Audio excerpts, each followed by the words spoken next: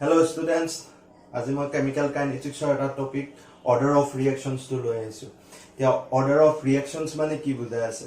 The order of reactions মানে কি বুজাই আছে? তো চাবলৈ চোৱা, এটোটা মই reaction লৈছো A plus B goes to এটা product formation হৈ আছে। reaction to লৈছো। তে এই reaction তোৰ কাৰণে মই rate law লিখিছো। আগৰ ক্লাছত মই rate law কথা কেনেকৈ লিখা দেখুৱা হৈছিল। তে rate law equal সদায় কি লিখা আছে? rate R equal K into A to the power M, B to the power N. A concentration term, B A reactant A karne concentration term, और B karne to concentration B বুলি লিখা আছে। এটো square bracket আৰু এটো concentration represent কৰি আছে reactant A and reactant B karne। আৰু তাতে ইয়াৰ proportionality constant হিচাপে K rate constant বুলি কোৱা হয়। এতিয়া order বুলি কোৱা লগে লগে ইয়াত যেটো আমাক পাও order of reactions বুলি ক'লে M plus N বুলি কোৱা আছে। M plus N মানে কোনটো বুজাই আছে? কনসেন্ট্ৰেশন টাৰ্ম বিলাকত যিকিটা পাৱাৰ আছিল সেই পাৱাৰ গিটাৰ সাম ভ্যালুটো আমি কি বুলি কৈ আছো? Order of reaction. এতিয়া আমি যিকোনো ৰেট ল এটা যে ৰিঅ্যাকশনৰ কাৰণে আমি পালে সেই তাৰ কনসেন্ট্ৰেশন টাৰ্মস বিলাকৰ পাৱাৰ ভ্যালু বিলাকক যদি আমি সাম কৰো সেটোই হ'ব সেই পাৰ্টিকুলাৰ ৰিঅ্যাকশনটোৰ কাৰণে অৰ্ডাৰ অফ ৰিঅ্যাকশন। এইখিনিতে এটা চাবা কথা, যদি আমি উইথ ৰেসপেক্ট টু A মানে এৰ সাপেক্ষে যদি আমি তাৰ অৰ্ডাৰ অফ ৰিঅ্যাকশন বুলি খুদো তেতিয়া M বুলি ক'ব লাগিব। যদি B সাপেক্ষে উইথ ৰেসপেক্ট টু B বুলি কওঁ তেতিয়া N। কিন্তু ওভাৰঅল অৰ্ডাৰ অফ ৰিঅ্যাকশন যদি গোটেই ৰিঅ্যাকশনটোৰ কাৰণে M plus N হ'ব।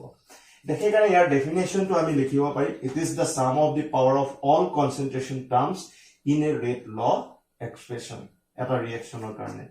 এইটো বুজি পাইছা চাগে সকলোৱে। ইয়াৰ নেক্সট টপিকত মই মলিকুলাৰিটি of reaction of them. Students, so এতিয়া molecularity of reactions. Molecularity of reactions বুলি ক'লে আমি ইয়াত আনিব কাৰণে ফাৰ্স্ট এক্সাম্পলস কিটা চোৱা। এটো ফাৰ্স্ট এক্সাম্পলস আমি ইউনিমলিকুলাৰস বুলি কৈ আছো, ইউনিমলিকুলাৰস। আৰু সেকেন্ড এক্সাম্পলটো আমি বাইমলিকুলাৰস বুলি কৈ আছো, আৰু থাৰ্ডটো আমি ট্ৰাইমলিকুলাৰ। তো একচুয়ালি আমি কি ওপৰত বেস কৰিছো এটো কৈ আছো।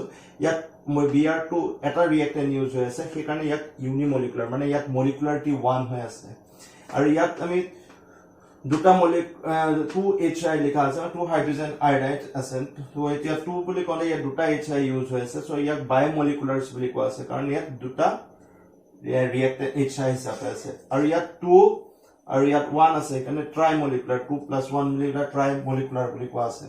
তে ইয়াৰ পৰা আমি কি বুজি আছো? সেইখিনিক আমি মলিকুলাৰিটি বুলি কৈ আছো। মানে এতিয়া মলিকুলাৰিটি আমি কিহৰ ওপৰত বেস কৰি কৈ আছো? যে নাম্বাৰ অফ ৰিঅ্যাকটেন্টছৰ ওপৰত। এই ৰিঅ্যাকশনছ বিলাকৰ নাম্বাৰ অফ ৰিঅ্যাকটেন্ট কিমানখিনি কলিশন কৰি পেলাই কমপ্লিট কৰিছে ৰিঅ্যাকশনটো, সেইখিনি সেই নাম্বাৰ অফ ৰিঅ্যাকটেন্টছ খিনি আমি কি বুলি কৈ আছো? কিমানটা ইনভলভ হৈছে বেলেন্স কৰি পেলাই সেই ইনভলভ হোৱা আমি ইকুৱেশনটো পৰা যেটো পাই আছো সেইখিনিক আমি মলিকুলাৰিটি বুলি কৈ আছো। তে সেই ফাৰ্স্টটোৰ কাৰণে ইউনি, যদি মলিকুলাৰিটি 1 হয় তেতিয়া ইউনিমলিকুলাৰ বুলি কোৱা হয়। যদি মলিকুলাৰিটি 2 হয় তেতিয়া হলে বাইমলিকুলাৰ। যদি মলিকুলাৰিটি 3 হয় তেতিয়া ট্ৰাইমলিকুলাৰ বুলি কোৱা হয়। আৰু সেইটো সম্পূৰ্ণ আমি কিহৰ ওপৰত বেস কৰি কৈ আছো? ৰিঅ্যাকশনছ বিলাকত থকা নাম্বাৰ অফ ৰিঅ্যাকটেন্টছৰ ওপৰত বেস কৰি। সেইকাৰণে ইয়াৰ ডেফিনেশনটো আমি লিখিছো, it is the number of reactants which must collide simultaneously in order to bring observe the chemical reactions. বুজি পাইছে? এই ৰিঅ্যাকশনটো কমপ্লিট কৰিবলৈ যিকিটা ৰিঅ্যাক্টনৰ মাজত কলিশনছ হ'ব সেইখিনিকে আমি কি বুলি কম? মলিকুলাৰিটি অফ ৰিঅ্যাকশনছ বুলি কম। আৰু এটা মনত ৰাখিব, এটা নাম্বাৰ অফ ৰিঅ্যাকটেন্টছ বিলাক এটমসও হ'ব পাৰে, আয়নসও হ'ব পাৰে, মলিকুলসও হ'ব পাৰে, যিকোনো হ'ব পাৰে কিটা। বুজি পাইছে সকলোৱে? নেক্সট টপিক আহি আছো ষ্টুডেন্টস। চোৱা এতিয়া নেক্সট টপিকটো আহিছে difference between order of reaction আৰু মলিকুলাৰিটি অফ ৰিঅ্যাকশনছ। এন দুইটাৰ মাজত ডিফাৰেন্স বা এৰ পাৰ্থক্য। The order of reaction বুলি ক'লে আমি কি বুজিম? It is the sum of the power of concentration terms in the rate law expression. Rate law expression or যিকিটা concentration term থাকিব হেতৰ sum value power বিলাকৰ sum value টো। আৰু molecularity of reactions বুলি ক'লে আমি কি বুজিম? যে number of reactants কিমানটা আছে reactions টো, সেই reaction টো কমপ্লিট কৰিবলৈ বা তাহাঁতৰ মাজত collisions নি simultaneously কমপ্লিট collision হৈ পেলাই reaction to complete হওঁতে number of reactants কিমানখিনি ইনভলভ হৈ আছে সেইখিনি কোৱা হ'ব molecularity of reaction। এই দুইটা ডেফিনেশনছ কিটা ডিফাৰেন্স হয়, দুইটা ডিফাৰেন্স হয়। আৰু কিছুমান আছে তাত যে ৰেট ল এক্সপ্ৰেশনছ টু হৈছে একচুয়ালি এটা এক্সপেৰিমেন্টাল কনসেপ্ট। আৰু সেই কাৰণে ইয়াত এটো এটা কি হ'ব? অৰ্ডাৰ অফ ৰিঅ্যাকশন টো এটা এক্সপেৰিমেন্টাল কনসেপ্ট হ'ব।